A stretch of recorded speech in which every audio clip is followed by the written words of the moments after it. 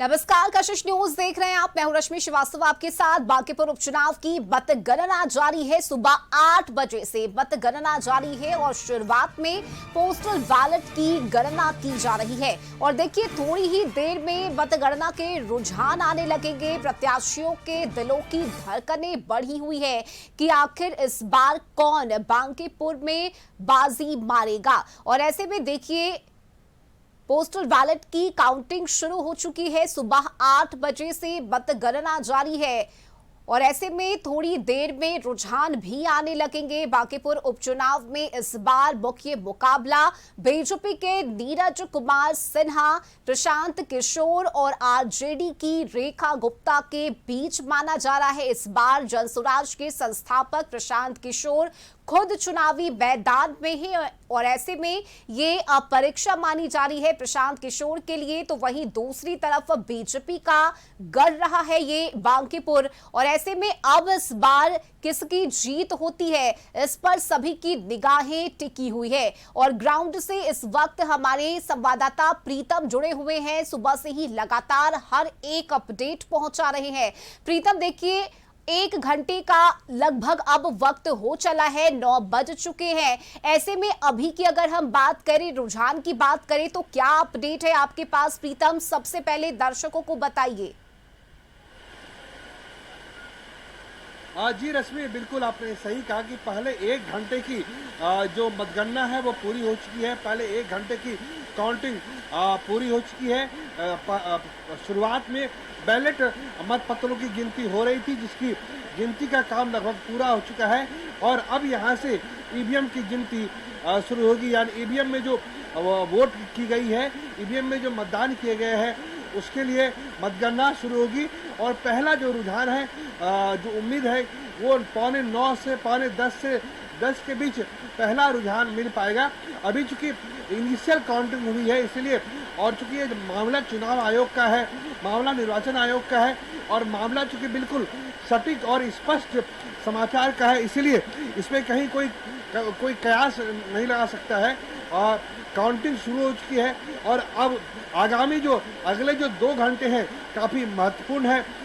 इस वक्त पूरा 1 घंटा जो है मतगणना का बीत चुका है और सुरक्षा के अभूतपूर्व इंतजाम किए गए हैं।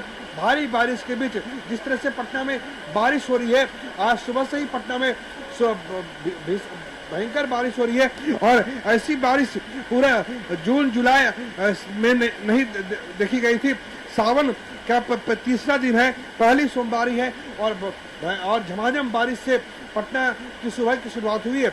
लेकिन दूसरी तरफ मतगणना हो रही है, तो मतगणना, ये बारिश किसके लिए शुभ होगी, ये बारिश किसके लिए आंखों में खुशी के आंसू लाएगा और किनकी आंखों में किनकी आंखें रोएगी, किनकी आंखें नम होगी, इसके लिए अगले 2 घंटे काफी महत्वपूर्ण है। और उम्मीद है कि 9:15 से 10 के बीच पहला रुझान लोगों के सामने आ जाएगा। और एक बार अगर रुझान आने शुरू हो जाएंगे तो हर 1 घंटे में चुनाव आयोग की तरफ से भी और चुनाव आयोग की वेबसाइट, दोनों पे चीजें अपडेट मिलेगी कि कौन कितने मतों से आगे चल रहा है। क्या भारतीय जनता पार्टी के उम्मीदवार नीरज कुमार सिन्हा आगे चल रहे हैं, या फिर जनसुराज के प्रशांत किशोर, या फिर आरजेडी की राखी गुप्ता, इन तीनों में से आगे कौन चल रहा है, ये अगले 1 घंटे में पता चलेगा। क्योंकि मुकाबला इन्हीं तीनों मुख्य उम्मीदवार के बीच है।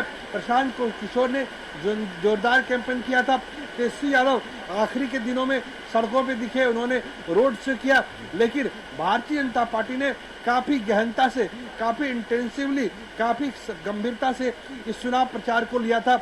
उसके बड़े बड़े नेता इस चुनाव प्रचार में आए थे।